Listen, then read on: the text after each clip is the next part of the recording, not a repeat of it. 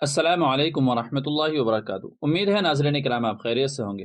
ناظرین کرام، بہت سے لوگ جب قبرستان جاتے ہیں تو وہ قبر کے پاس کھڑے ہو کر ہاتھ اٹھا کر دعا مانگتے ہیں۔ تو کیا اس طرح دعا کرنا قبر کے پاس کھڑے ہو کر کے جائز ہے یا جائز نہیں ہے؟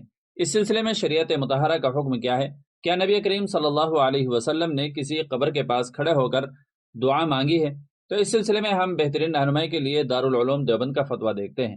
فتویٰ دیکھنے سے پہلے آپ سے گزارش یہ ہے کہ اگر ابھی تک آپ نے ہمارا چینل سبسکرائب نہ کیا ہو تو سبسکرائب کر لیجیے گا۔ تو چلیے بلا تمہید تاخیر کے فتویٰ دیکھتے ہیں۔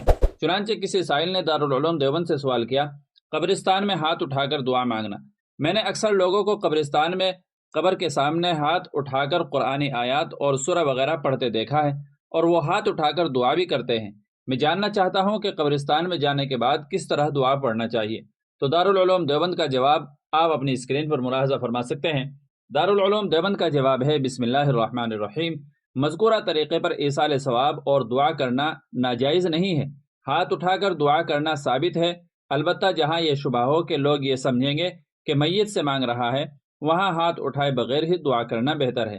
آداب زیارت میں سے یہ ہے کہ کھڑے ہو کر زیارت کرے اور ہو سکے تو میت کے پیر کی جانب سے آئے، اور سورہ فاتحہ، آیت الکرسی، سورہ اخلاص اور سورہ بقرہ کا اول و آخر حصہ پڑھ کر میت کے لیے ایصال ثواب کر دے، اور ہاتھ باندھے بغیر پڑھ لیں، اور دعا کے وقت رخ قبلے کی طرف کر لینا اچھا ہے۔